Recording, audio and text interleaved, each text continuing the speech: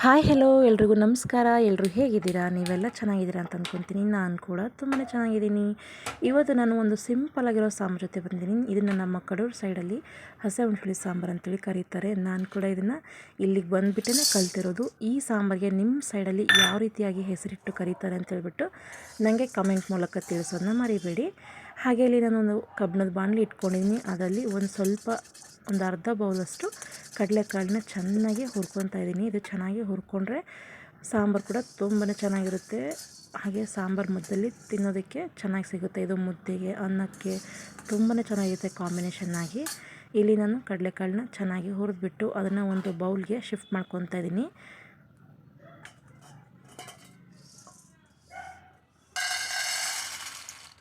ಹಾಗೆ ಇದನ್ನ ಕಡಲೆಕಾಳು ತೊಗೊಂಡಿದ್ದೀನಲ್ಲ, ಅದಕ್ಕೆ ಒಂದು ಸ್ವಲ್ಪ ನೀರನ್ನು ಕೂಡ ಹಾಕೋತಾ ಇದ್ದೀನಿ. ಇದು ನೀರಲ್ಲಿ ನೆನೆಯೋದಕ್ಕೆ ಬಿಡ್ತಾ ಇದ್ದೀನಿ. ನೆಕ್ಸ್ಟ್ ಅದೇ ಬಾಣಲಿಗೆ ಒಂದು ಸ್ವಲ್ಪ ಶೇಂಗಾ ಬೀಜ ಕೂಡ ತೊಗೊಂಡ್ಬಿಟ್ಟು ಅದನ್ನು ಕೂಡ ಚೆನ್ನಾಗಿ ಫ್ರೈ ಮಾಡ್ಕೊತಾ ಇದ್ದೀನಿ.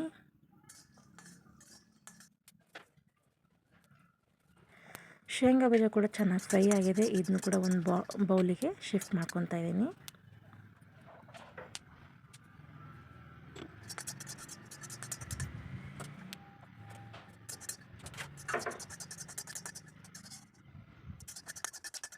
ನೆಕ್ಸ್ಟ್ ನಾನಿಲ್ಲಿ ಖಾರಕ್ಕೆ ಅನುಗುಣವಾಗಿ ಒಂದು 3 ಹಸಿಮೆಣ್ಸಿಕಾಯಿನ ತೊಗೊಂಡಿದ್ದೀನಿ.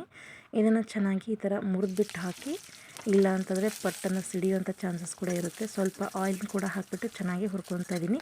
ಖಾರ ಜಾಸ್ತಿ ಇತ್ತು ಅಂತಂದಾಗ ಆಯಿಲ್ನ ಹಾಕ್ಕೊಳ್ಳಿ, ಇಲ್ಲ ಅಂತಂದರೆ ಹಾಗೆಯೇ ಫ್ರೈ ಮಾಡ್ಕೊಳ್ಳಿ. ಇಲ್ಲಿ ನಾನು ಮಸಾಲೆ ರುಬ್ಬೋದಕ್ಕೆ ಅಂತೇಳ್ಬಿಟ್ಟು ತೋರಿಸ್ತಾ ಇದ್ದೀನಿ. ಮೊದಲೇದಾಗಿ ಇಲ್ಲಿ ನಾನು ಒಂದು ಸ್ವಲ್ಪ ಹಸಿ ಕೊಬ್ಬರಿ ತೊಗೊಂಡಿದ್ದೀನಿ, ತುರಿದಿಟ್ಕೊಂಡಿದ್ದೀನಿ. ಅದನ್ನು ಒಂದು ಸ್ವಲ್ಪ ಜೀರಿಗೆ, ಬೆಳ್ಳುಳ್ಳಿ ಹಾಗೆ ಹುರಿಗಡಲೆ ತೊಗೊಂಡಿದ್ದೀನಿ. ನಂತರ ಇಲ್ಲಿ ಹುಚ್ಚೆಳ್ಳು ಪೌಡ್ರ್ ತೊಗೊಂಡಿದ್ದೀನಿ. ಇದನ್ನ ಚೆನ್ನಾಗಿ ಫ್ರೈ ಮಾಡಿಬಿಟ್ಟು ಅದನ್ನು ನೀಟಾಗಿ ಫೈನ್ ಪೇಸ್ಟಾಗಿ ಪೌಡ್ರ್ ಮಾಡ್ಕೊಂಡಿದ್ದೀನಿ. ನೆಕ್ಸ್ಟು ಹಸಿಮೆಣ್ಸಿನ್ಕಾಯಿ ಇದನ್ನ ಚೆನ್ನಾಗಿ ಫ್ರೈ ಮಾಡ್ಕೊಂಡಿದ್ದೀನಿ. ಖಾರಕ್ಕೆ ನೋಡ್ಕೊಂಡ್ಬಿಟ್ಟು ಅದಕ್ಕೆ ಅನುಗುಣವಾಗಿ ನೀವು ಕೂಡ ಹಾಕ್ಕೋಬೋದು. ಫ್ರೈ ಮಾಡಿಟ್ಕೊಂಡಿರುವಂಥ ಶೇಂಗಾ ಬೀಜ, ರುಚಿಗೆ ತಕ್ಕಷ್ಟು ಉಪ್ಪು, ಒಂದು ಸ್ವಲ್ಪ ಹುಣಸೆ ರಸನ ನೆನೆಸಿಟ್ಕೊಂಡಿದ್ದೆ. ಒಗ್ಗರಣೆಗೆ ಸಾಸಿವೆ, ಎಣ್ಣೆ, ಜೀರಿಗೆ ಹಾಗೆ ಒಂದು ಈರುಳ್ಳಿ ತೊಗೊಂಡಿದ್ದೀನಿ. ಇಲ್ಲಿ ನಾನು ಫಸ್ಟು ಗ್ರೈಂಡ್ ಮಾಡ್ಕೊತಾ ಇದ್ದೀನಿ.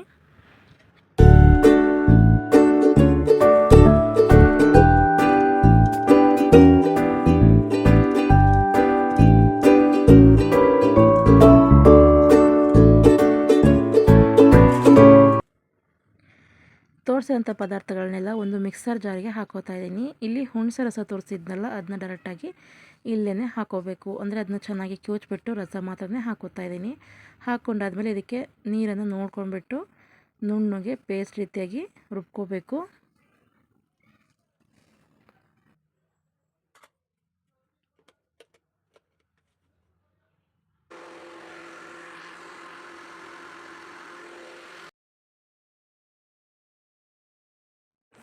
ಇಲ್ಲಿ ನಾನು ಮುಂಚಿತವಾಗಿ ಒಂದು ಸ್ವಲ್ಪ ಒಗ್ಗರಣೆನ ಮಾಡಿಬಿಟ್ಟು ಅದನ್ನ ತಣ್ಣಗಾಗೋದಕ್ಕೆ ಅಂತ ಬಿಟ್ಟಿದ್ದೆ.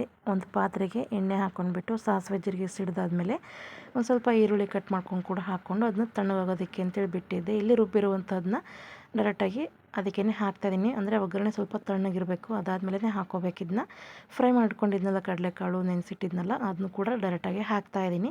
ನೀರನ್ನು ನೋಡ್ಕೊಂಡ್ಬಿಟ್ಟು ಕನ್ಸಿಸ್ಟೆನ್ಸಿ ತಕ್ಕಂಗೆ, ಅಂದರೆ ಸ್ವಲ್ಪ ಸಾಂಬಾರು ಗಟ್ಟಿನೇ ಇರಬೇಕಿದು, ಅದಕ್ಕೋಸ್ಕರನೇ ನೀರನ್ನು ನೋಡ್ಕೊಂಡ್ಬಿಟ್ಟು ಹಾಕ್ಕೋಬೇಕು. ನಂತರ ಇಲ್ಲಿ ರುಚಿಗೆ ತಕ್ಕಷ್ಟು, ಅಂದರೆ ಉಪ್ಪು ಮುಂಚೆನೇ ಹಾಕಿರ್ತೀವಿ, ಹಾಗೆ ಮೇಲೆ ನೀರು ಹಾಕ್ತೀವಲ್ಲ, ಅದಕ್ಕೋಸ್ಕರ ಸ್ವಲ್ಪ ಉಪ್ಪು ಕಡಿಮೆನೇ ಆಗಿರುತ್ತೆ.